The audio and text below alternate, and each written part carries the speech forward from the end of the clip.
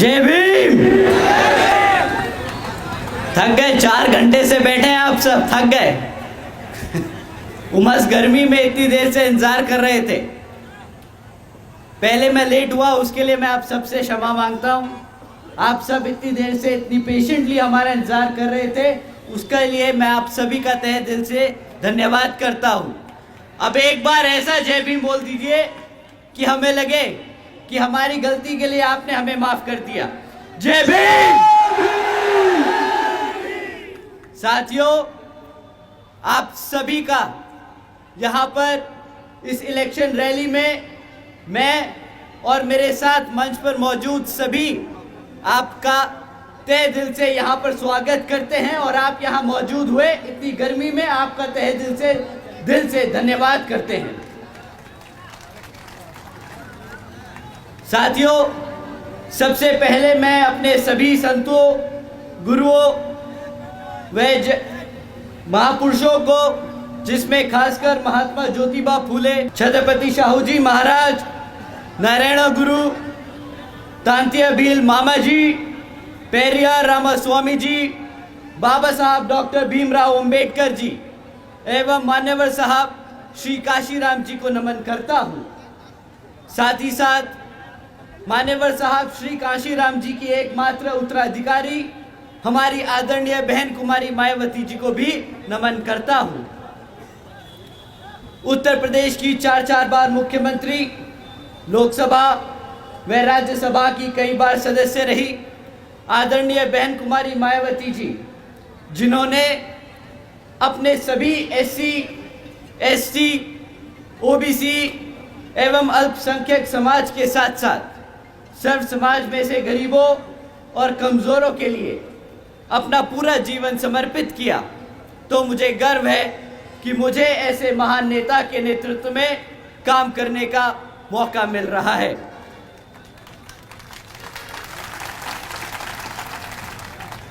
मैं आदरणीय बहन कुमारी मायावती जी का हार्दिक अभिनंदन और आभार व्यक्त करता हूँ। साथ ही साथ आज यहाँ मंच पर मौजूद हमारे सभी छोटे बड़े पदाधिकारी और सभी कार्यकर्ता गण के साथ साथ पूर्व विधायक और जो आपके यहाँ पे आज आपके बीच खड़े हैं, हमारे धिबनी सीट से बलबीर सिंह जी का तहे दिल से स्वागत करता। साथियों, जब बाबा साहब भीमराव अंबेडकर जी ने भारत का संविधान लिखा था, तो वह एक समता मूलक समाज की स्थापना करना चाहते थे और बाबा साहब डॉक्टर भीमराव अंबेडकर जी ने लोकतंत्र की कुछ इस तरह व्याख्या की थी। ये अंग्रेजी में है, मैं पहले अंग्रेजी में बोलूँगा, फिर हिंदी में इसका मतलब समझाऊंगा। A form and a method of government whereby revolutionary changes in the economic and social life of people are brought about without bloodshed। साथियों, बाबा साहब के विचारों का भारत कुछ इस तरह था। साथियों, जहाँ पर स्कूलों में बच्चों के बीच भेदभाव ना हो, ऐसा है बाबा साहब के विचारों का भारत।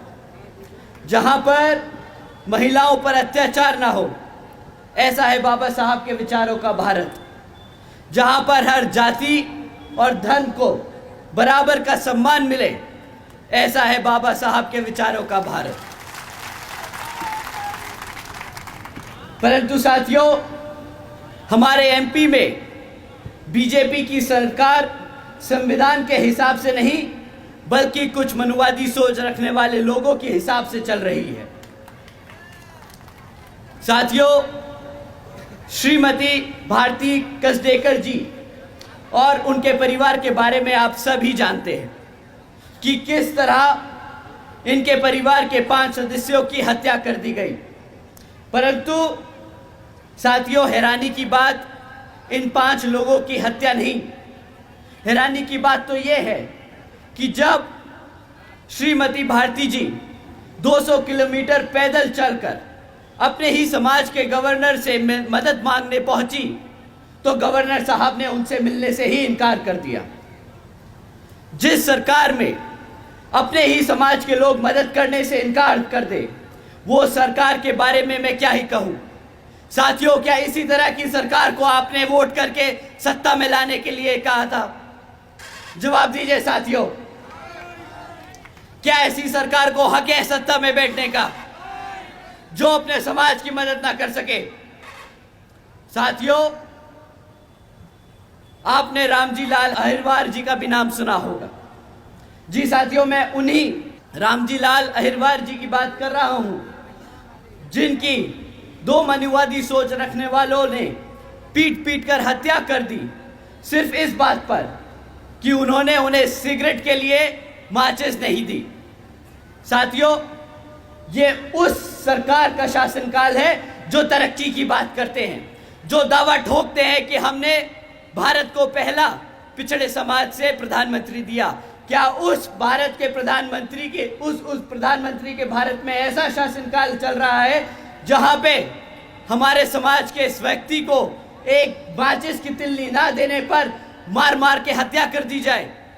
बताइए साथियों, ऐसा है क्या ये भारत? साथियों, अभी 4 दिन पहले की बात है, आप सब ने सुना होगा कि किस तरह एक 15 साल की बच्ची का बलात्कार कर उस उज्जैन की सड़कों पर फेंक दिया मरने के लिए।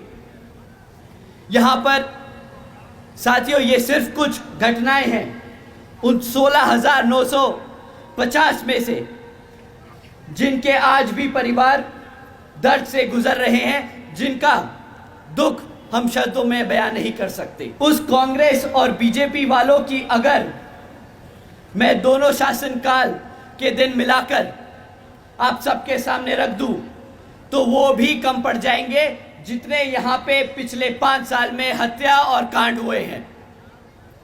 पर अब और नहीं साथियों, अब कमलनाथ जी और शिवराज जी को ना हम भूलने देंगे और ना हम उन्हें कभी बता देंगे।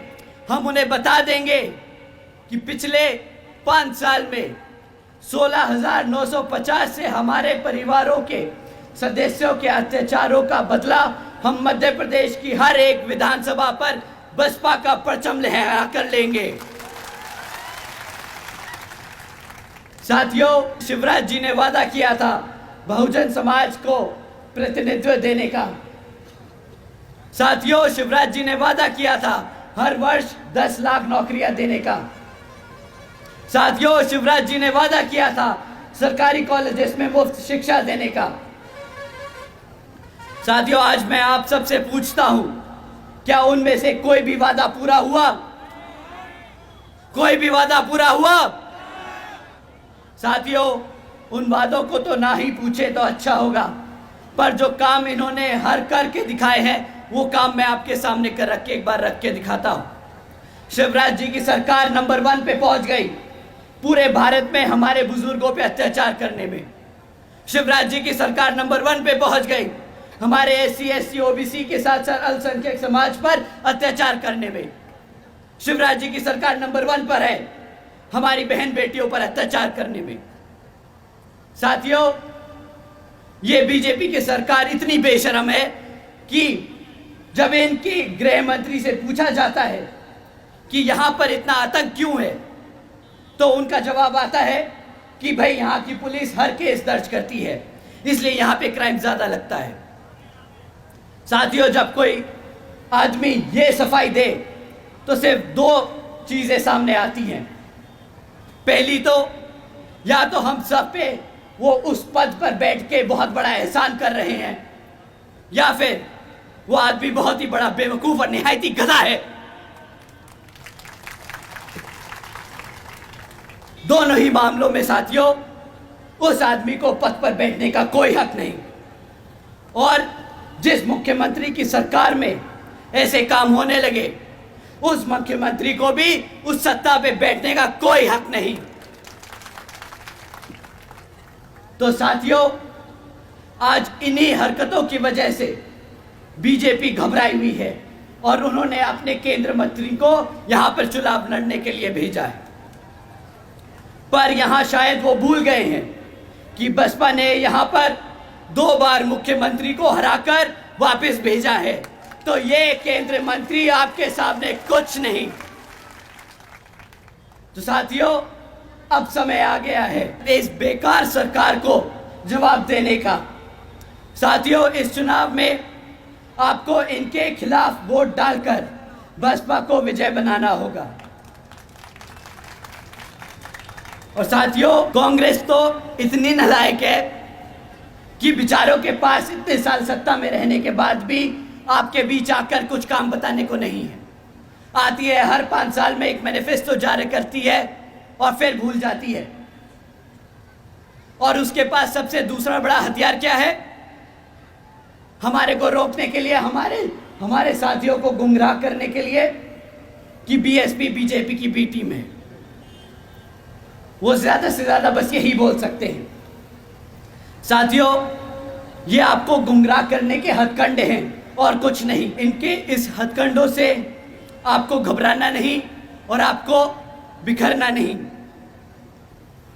सरकार से वो बेचारे घबराते हैं।